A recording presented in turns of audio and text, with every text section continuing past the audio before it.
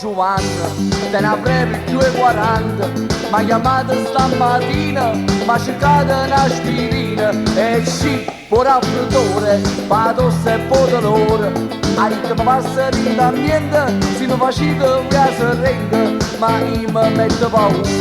non so brava a fare puntura, so aiuto terzo piano, e se stavo cominciamo da serinda a Sanzelietta, subito mi ha messo in mano un bietto, a medicina ci ho usato, e in coppoletto ci ha massettato, e non toccate lì, no, voglio scendere, e non toccate lì, qua no, per favore no.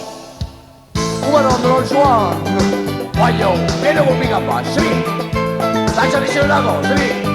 Ma poi vedi, mo mi trovi in ospedale, sto intuzzata sana sana, troppo all'occhio e murignana, coscia braccio fratturata, era meglio se evitava, e non sapevo terzo piano, a come tutta la sorretta, si mi trova senza niente, a signore intelligente, ha detto io non saccio niente, è statista scostumata che di me ne ha approfittato,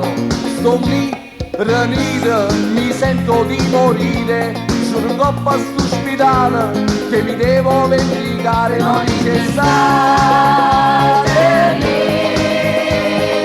no, voglio scendere, non c'è state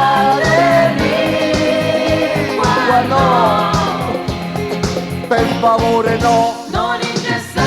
incessate, dottore, vi voglio bene. Specialmente qua non potete, perché voi